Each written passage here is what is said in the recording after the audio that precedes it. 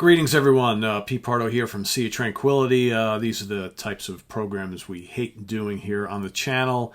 Unfortunately, it's just a way of life. Today, we lost an absolute icon, a legend, guitar hero to millions, influential to millions. I'm talking about Edward or Eddie Van Halen. Left us today at the age of 65 due to complications from cancer that he had been fighting for many years. Born January 26, 1955, originally born in the Netherlands. Of course, he relocated and lived in California for a good chunk of his life. And like I said, 65 years old. This one hurts a lot.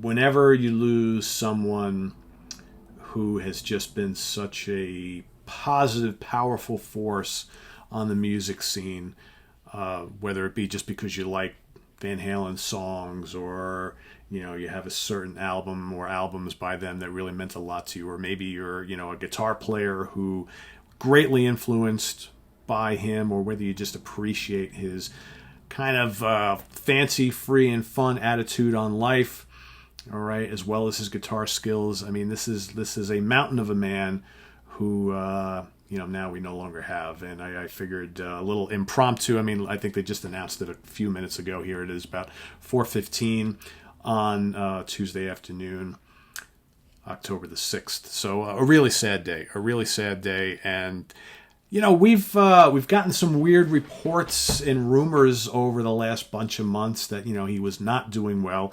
David Lee Roth has stated a couple of really cryptic things in recent months that led you to believe that he was not well at all. But every now and then you get a picture or photograph, and there's Eddie, and hey, I'm doing okay, hanging in there, and all that kind of stuff. So but I think most of us had a feeling that something was not right for a while. And anytime any one of your heroes is having health problems, you take every little positive thing you hear, and you want to run with that. It's like, yeah, Eddie's going to live forever. He's going to live a really long life. He's going to live forever. He's going to be treating us to his wonderful guitar skills for as long as he possibly can.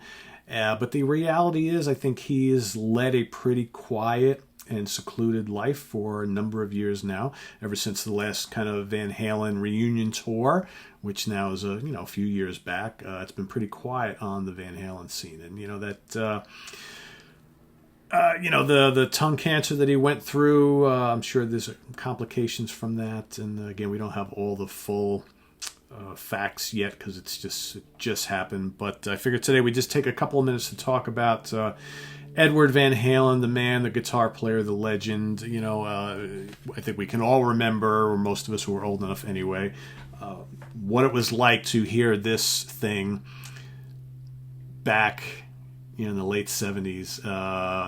Guitar playing like we had not heard ever before, and probably the most outrageous guitar skills we had heard since the days of Jimi Hendrix, right? So arguably the most exciting, groundbreaking player since Jimi, right? With his crazy colored Charvel guitars, right? And all that wild finger picking that he did, or not finger picking, finger tapping, I should say, all the tapping, all right? All the blazing leads and the whammy bar theatrics and those crazy rhythms, very inventive rhythms. He had it all. I mean, it's like he wasn't really a heavy metal player. He was more than just a rock player. He always had a bit of funk to his style. He can do cool little classical runs when he wanted to. He was a master of the blues. He could play some jazz. He kind of was like the complete package with this big, outrageous sound that was like something from another planet, right? And on albums like, the second Van Halen album, Surely, Women and Children First, so many great songs, and then, he would throw in these little like acoustic interludes or electric interludes here and there on all the albums that would just boggle your mind for a minute or so before coming in with great songs like, And the Cradle Will Rock, and, Light Up the Sky, and, Out of Love Again, and of course, there are many Kinks remakes, Running with the Devil, Atomic Punk. I mean, so many great songs. And you got, Fair Warning with Mean Streets, and push comes to shove, and obviously we got Diver Down in 1984. I mean, if Eddie would have just retired at this point, this is quite the legacy, right? An amazing legacy. But no, I mean, there was a lot more to that. Mr. Roth leaves the band. They bring in Sammy Hagar.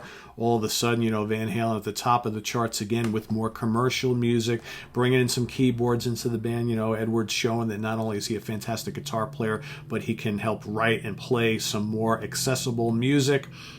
Okay, playing some keyboards, playing different guitar textures, right? All these fine albums with Mr. Sammy Hagar. And then, of course, coming back a few years, a couple years back with a different kind of truth, showing that he is still the man. All right. Back with David Lee Roth once again, firing out riffs and solos like he was when he was like 24, 25 years old. And, when we hadn't heard from him in so long, we haven't had any new music from Van Halen in so long, it's like, all these other guitar players kind of coming and going. Well, can Eddie still cut the mustard? Damn straight he could. Damn straight he could. So, it's just, it makes you reflect back on his career and how all the music, really, when it hit you, how did it hit you? Were you someone who was fully taken with Van Halen from the moment they debuted? Did you maybe catch on a little bit later? Are you a much younger person who maybe only discovered the music of Van Halen in the last decade or two? Could be, right? It's a lot of albums, a lot of great songs, a lot of just kick-ass music. Or maybe you first discovered EVH playing on Michael Jackson's "Beat It," right, with that crazy solo. So many great solos, and it's funny because, well, it's not funny, but we're actually planning to do a favorite guitar solo show for Edward Van Halen. Probably it's on the schedule for another week and a half. And it's going to be all the more relevant then, and all the more sad, right? I mean, I'm just thinking about it now. I'm like, oh, no, it's like, how do you just talk about 10 classic EVH guitar solos right now? Now that he's gone, not easy. And the gentleman who's going to be joining me on that show, and this is already predetermined, Mr. Butch Jones, I know for a fact he is hurting big time right now, because Edward is one of his favorite players of all time. So this is not an easy day for a lot of us, especially some of my friends who I think were even more moved by Edward's guitar skills and music than even I. And I'm a pretty big Van Halen fan. But I know folks who adored him even more, and this is not a good day, not an easy day. So we've lost another icon. And this one hurts extra hard because he is an absolute legend, a guitar innovator, an absolute icon, and and still a young man. F you, cancer. F you. Visit us on the web at www.seatranquility.org. We're on Facebook, we're on Twitter, of course, we're here on YouTube all the damn time. I ask everybody to go out and play your Van Halen albums or CDs tonight and honor the legacy of one of the greats. Rest in peace, Edward Van Halen. Some call him Eddie, some call him Edward. To many of us, he's just EVH. Gone from us way too soon at the age of 65, 1955 to 2020. Take care. Good night, everybody.